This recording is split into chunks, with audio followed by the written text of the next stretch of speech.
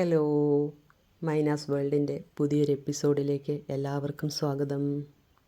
സദ്യ special ഇഞ്ചിക്കറിയാണ് ഇന്നിവിടെ ഉണ്ടാക്കുന്നത്. ഇതൊരു ട്രഡീഷണൽ ഇഞ്ചിക്കറിയാണ്. നമുക്കിതെങ്ങനെയാണ് ഉണ്ടാക്കുന്നതെന്ന് നോക്കാം. ഇത്രയും ഇൻഗ്രീഡിയൻസ് വേണം നമ്മുടെ ഈ ഇഞ്ചിക്കറി ഉണ്ടാക്കാനായിട്ട്. ഇഞ്ചിയുടെ തൊലി കളഞ്ഞ് ക്ലീനാക്കി എടുത്ത് കനം കുറച്ച് റൗണ്ടായിട്ട് അരിഞ്ഞെടുത്തതാണ്, വളരെ കനം കുറച്ച്. ഇഞ്ചിക്കറി വെക്കാനായിട്ട് നമുക്ക് നാടൻ ഇഞ്ചി കിട്ടുവാണെങ്കിൽ ഏറ്റവും നല്ലത് അതാണ്. ഈ ഇഞ്ചി വെളിച്ചെണ്ണയിലിട്ട് നമുക്ക് നല്ലപോലെ ഫ്രൈ ചെയ്തെടുക്കണം. അതുകൊണ്ടാണ് നമ്മളിതിങ്ങനെ കനം കുറച്ച് അരിയുന്നത്. ഇഞ്ചി അരിയുമ്പോൾ കനം കുറച്ച് അരിയണം. പിന്നെ ചെറിയുള്ളിയും എടുത്ത് നമ്മളിങ്ങനെ കനം കുറച്ച് അരിഞ്ഞെടുക്കണം. ഈ ചെറിയുള്ളിയും നമുക്ക് ഫ്രൈ ചെയ്തെടുക്കാനുള്ളതാണ്. ഞാൻ 250 ഗ്രാം ഇഞ്ചിയാണ് എടുത്തിട്ടുള്ളത്. 100 ഗ്രാം ചെറിയുള്ളിയും എടുത്തിട്ടുണ്ട്. Kashmiri chilli powder 2.5 table spoon എടുത്തിട്ടുണ്ട്. നമുക്കിതിന് കൂടുതൽ മുളക് വേണം, അതുകൊണ്ട് 2.5 ടേബിൾ സ്പൂണാണ് ഞാൻ ചില്ലി പൗഡർ എടുത്തിട്ടുള്ളത്. നിങ്ങൾക്ക് ഏത് മുളക് പൊടിയും എടുക്കാം. പിന്നെ ഒരു ചെറിയ നാരങ്ങ വലിപ്പത്തിൽ പുളി എടുത്തിട്ടുണ്ട്. ഈ പുളി കുതിരാനായിട്ട് വെള്ളത്തിലിട്ട് വെക്കണം. 1/4 ടീസ്പൂൺ ഉലുവാപ്പൊടി, ഉലുവ വറുത്ത് പൊടിച്ചതാണ്. പിന്നെ ഒരു നുള്ള് കായപ്പൊടി കൂടി വേണം നമുക്കിതിൽ ചേർക്കാനായിട്ട്. ആവശ്യത്തിന് ഉപ്പ് വേണം. പിന്നെ കടുക് വറക്കാനായിട്ടുള്ള ഇത്രയും സാധനങ്ങൾ: കടുക്, കറിവേപ്പില, ഉള്ളി, വറ്റൽമുളക്. ഇത്രയും സാധനങ്ങൾ നമുക്ക് കടുക് വറക്കാനും വേണം. ഇത്രയും ആയിക്കഴിഞ്ഞാൽ നമ്മുടെ ഇഞ്ചിക്കറി വയ്ക്കാനുള്ള ഇൻഗ്രീഡിയൻസ് എല്ലാമായി. പിന്നെ ഇഞ്ചി വറുത്തെടുക്കാനും കറി വയ്ക്കാനും ആവശ്യമായ വെളിച്ചെണ്ണ കൂടെ വേണം. വെളിച്ചെണ്ണയിലാണ് നമ്മൾ ഇഞ്ചിക്കറി വയ്ക്കുന്നത്. ഞാനിവിടെ സ്റ്റൗ ഓണാക്കി ചട്ടി വെച്ചു, വെളിച്ചെണ്ണ ഒഴിച്ചു. തിളച്ചപ്പോൾ അതിലേക്ക് കട്ട് ചെയ്ത് വെച്ചിരുന്ന ഇഞ്ചിയുടെ കഷ്ണങ്ങൾ ഇട്ട് കൊടുത്തു. അതിങ്ങനെ തിളച്ചുകൊണ്ടിരിക്കുക. ഇടയ്ക്കിടയ്ക്ക് നമ്മൾ ആ ഇഞ്ചി കഷ്ണങ്ങളൊന്ന് ഇളക്കിയിട്ട് കൊടുക്കണം. ലോ ഫ്ലെയിമിലിട്ട് കുറച്ച് സമയം എടുത്ത് ഇഞ്ചി ഇതുപോലെ ഫ്രൈ ചെയ്തെടുക്കണം. നിങ്ങൾക്ക് തവയിലോ എന്തിലാണ് നിങ്ങൾക്ക് സൗകര്യം അതിലിട്ട് ഫ്രൈ ചെയ്താൽ മതി. ഇഞ്ചി കോരിയെടുത്തതിന് ശേഷം അതേ എണ്ണയിലേക്ക് തന്നെ ചെറിയുള്ളി അരിഞ്ഞിട്ടതും നമ്മൾ ഫ്രൈ ചെയ്തെടുക്കണം. ഏകദേശം ഒരു ഗോൾഡൻ ബ്രൗണിഷ് കളർ ആവുന്നത് വരെ ഫ്രൈ ചെയ്തെടുക്കണം. ഇതുപോലെ ഇഞ്ചി നമ്മൾ ഫ്രൈ ആക്കി കോരി എടുത്ത് വെക്കണം. ഈ ഒരു കളർ കിട്ടണം നമുക്ക്. അതുവരെ നമ്മളത് ഫ്രൈ ചെയ്ത് കോരി എടുത്ത് വെച്ച് ഇനി ഇത് മിക്സിയിലോ കല്ലിലോ വെച്ച് പൊടിച്ചെടുക്കാൻ വേണ്ടിയിട്ടാണ് ഇത്. പൊടിച്ചെടുക്കുമ്പോൾ ശ്രദ്ധിക്കണം, വലിയ തരിയായിട്ട് വേണം നമ്മളിത് പൊടിച്ചെടുക്കാനായിട്ട്. ഉള്ളിയും ഫ്രൈ ചെയ്ത് കോരി എടുത്തിട്ടുണ്ട്.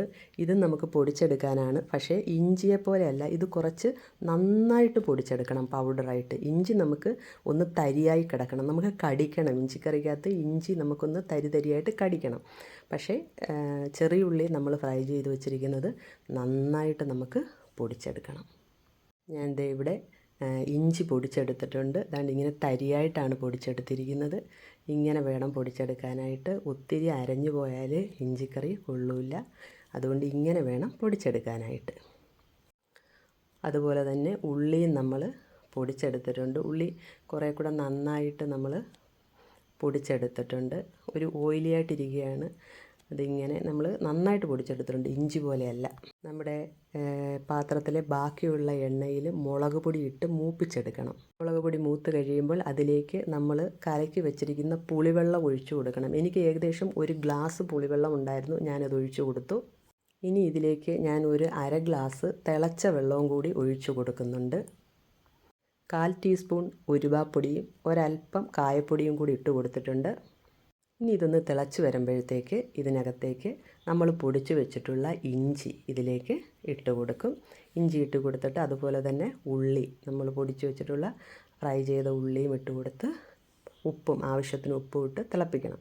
ഒരു 10 മിനിറ്റ് ലോ ഫ്ലെയിമിൽ വെച്ച് വേവിച്ചെടുത്തതാണ് നമ്മുടെ ഇഞ്ചിക്കറി. ഇനി ഒരു ചെറിയ പാത്രത്തിൽ വെളിച്ചെണ്ണ വെച്ചിട്ട് തേങ്ങ വളരെ കുഞ്ഞു പീസായിട്ട് അരിഞ്ഞ് അതിലിട്ട് മൂപ്പിച്ചെടുത്തിട്ട് അത് ഈ ഇഞ്ചിക്കറിയിലേക്ക് ആഡ് ചെയ്ത് കൊടുക്കും. ഈ വലുപ്പത്തിൽ നമ്മുടെ അരിമുല്ലപ്പൂവിൻ്റെ മുട്ടില്ലേ, അത്രയും വളരെ ചെറിയ വലിപ്പത്തിൽ മതി. ഈ മൂപ്പിച്ച തേങ്ങ കൂടെ നമ്മുടെ ഇഞ്ചിക്കറിയിലേക്കിട്ട് ഒന്നുകൂടെ തിളപ്പിച്ചെടുക്കും. നമ്മൾ ഈ ഇഞ്ചിക്കറി ഉണ്ടാക്കുമ്പോഴത്തേക്ക് നമ്മുടെ കിച്ചണിലേക്ക് ഒരു നല്ല വാസനയായിരിക്കും. ഞങ്ങൾ ഈ ഇഞ്ചിക്കറിക്ക് ശർക്കരയൊന്നും ആഡ് ചെയ്യില്ല. കടുകും കൂടെ വറുത്തിട്ട് കഴിഞ്ഞാൽ നമ്മുടെ ഇഞ്ചിക്കറി റെഡിയായി. ഇത്രയും ഇൻഗ്രീഡിയൻസ് മാത്രമിട്ടാണ് ഞങ്ങൾ ഇഞ്ചിക്കറി ഉണ്ടാക്കുന്നത്. ഇതേ കടുക് വറുത്തിട്ട് ഇതൊന്ന് ചൂടാക്കി എടുത്തിട്ടുണ്ട്. അപ്പം നമ്മുടെ സ്വാദിഷ്ടമായ ഇഞ്ചിക്കറി ഇവിടെ റെഡിയായിട്ടുണ്ട്. നിങ്ങൾക്ക് ഈ റെസിപ്പി ഇഷ്ടമായെങ്കിൽ ഒന്ന് ലൈക്ക് ചെയ്യാനും കമൻറ്റ് ചെയ്യാനും സബ്സ്ക്രൈബ് ചെയ്യാനും ഷെയർ ചെയ്യാനും ഒന്നും മറക്കല്ലേ. ഒരു പ്രാവശ്യം ഒന്ന് ട്രൈ ചെയ്ത് നോക്കണേ. ശരിക്കും പറഞ്ഞാൽ ഈ ഇഞ്ചിക്കറി മാത്രം മതി നമുക്കൊരു സദ്യ കഴിക്കാനായിട്ട്.